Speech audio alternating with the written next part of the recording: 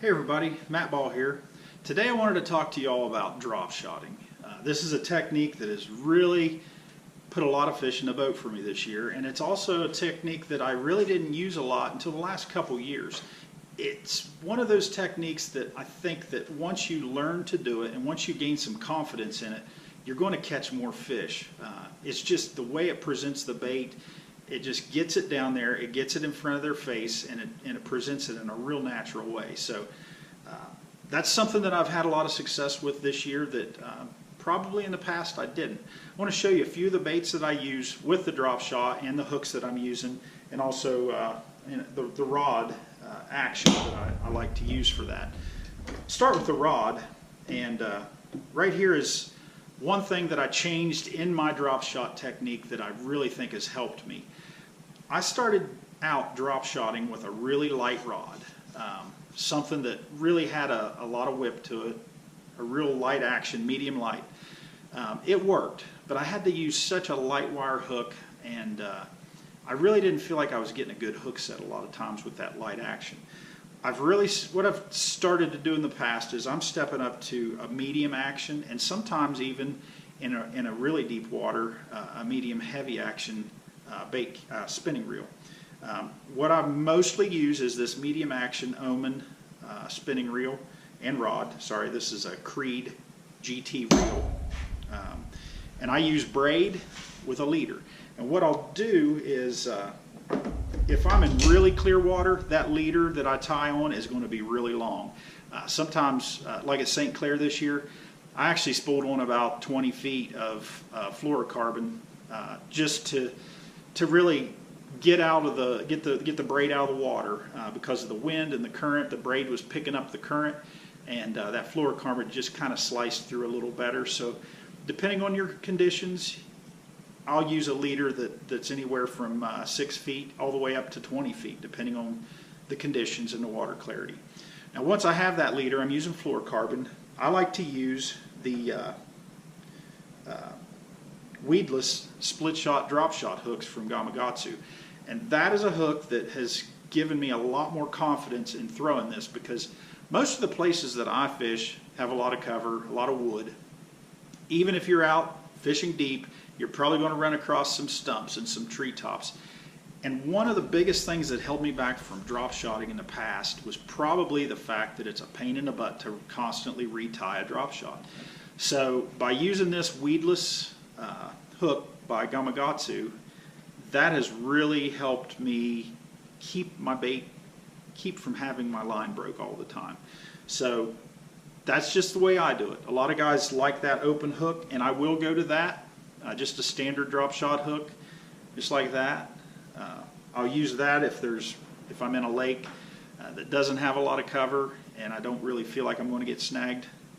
I will use that. But most of the time I'm going to tie on that weedless hook. So the other thing that I really want to focus on in the drop shot, and then I'll get to the baits that I'm using, is the weight.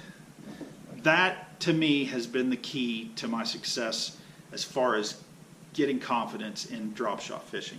When I first started doing it, I wasn't using enough weight, I found out. I wasn't getting good bottom contact, and I really just felt like I was just dragging my lure around really with no purpose. Once I got enough weight, and once I started to feel that bottom, you can kind of feel what you're coming up against. You can feel the grass, you can feel this bottom structure. And that is the kind of, when you come up to a place where you feel something on the bottom, that's where you want to pause and you want to kind of give that bait just a little more action and let it soak there. And without having the amount of weight that you need to get down there, you're not going to know that. So use enough weight. If you don't think you've got enough weight, just put a little more on there and give that a try. It's really helped me. This year at St. Clair, a good friend of mine, Russell Johnson, we were fishing really deep in Lake St. Clair, and the wind was bad, the current was bad. We looked all over until we found some heavy weight that we could tie on. Matter of fact, we didn't even care if it was a drop shot weight. We were just looking for heavy weight that could get us down to the bottom, get that feel. If we weren't on the bottom, if we weren't feeling the bottom, we weren't getting bit. So weight is really crucial, in my opinion, to your success with the drop shot. A few of the ways I like to to rig my baits on the drop shot.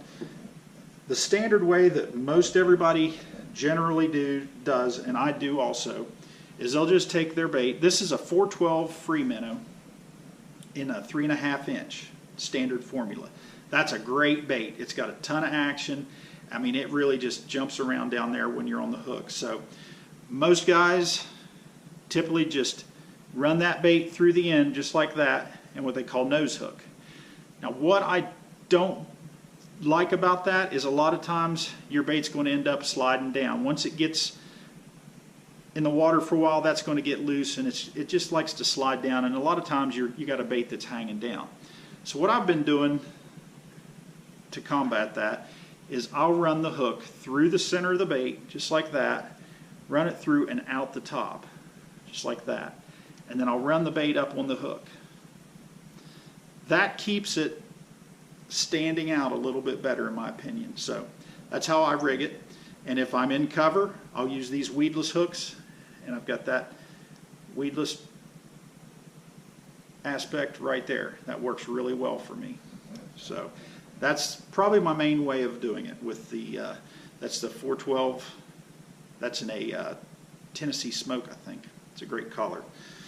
The next thing that I'll do if I'm in some really good cover, I will Texas rig that, and that right there is a 6-inch green sickle collared free worm from 412 Bait Company. That works really well, and it's such a long, thin bait that the action is just incredible on that. So I'll rig that. I'll tie that hook on with a polymer knot, drop the line back through the hook, have your weight on the bottom, and I'll Texas rig that thing. And you can drag that thing through just about any cover. That really has been a place that in the past I wouldn't have thrown a drop shot, but once you start Texas rigging that and really getting it into the cover, it just really changes the way you think about drop shot fishing. That is also what I will do when I'm in a lot of heavy grass. This past year I fished Gunnersville, and I've also fished Lake Fork. I'm sorry, not Lake Fork, Toledo Bend. Both of those had a lot of grass. That was a technique that worked really well in that grass. So you weren't getting snagged, and you was able to fish more effectively without getting your bait caught. The other thing that I really like to do when things are tough is your old standard wacky rig. I like to use the O-rings, and then I'll take that same hook and I'll just hook it through that O-ring. And that right there is just enticing when you've got a real slow bite. Just jig that thing. Your weight's going to be down here, and that just gives you a lot more ability. What I like about it is if you're in an area that is really deep and you're trying to just throw a wacky rig without the drop shot, it sometimes takes forever to get down into that strike zone where the fish are hanging. That drop shot enables you to get that bait down quicker, and then you've still got that free motion that wacky rig really excels in. So try that out.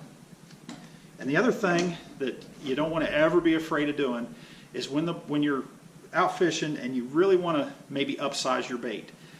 Drop shot doesn't always have to be finesse tackle. I learned that this year. You can throw a medium heavy bait caster with a heavier bait, a heavier wire hook, and you can get that bigger bait like this 5-inch free minnow right down into the thick stuff, and when the fish are looking for a bigger bait, that's going to work really well. So don't be afraid to tie on a bigger plastic and drop shot with a heavier bait. So anyway, that's my tips. Use enough weight, use the right rod, and just get out there and use it, because once you get used to using this drop shot technique, you're going to find that it is a really successful way to fish. So y'all take care. God bless. Talk to you later.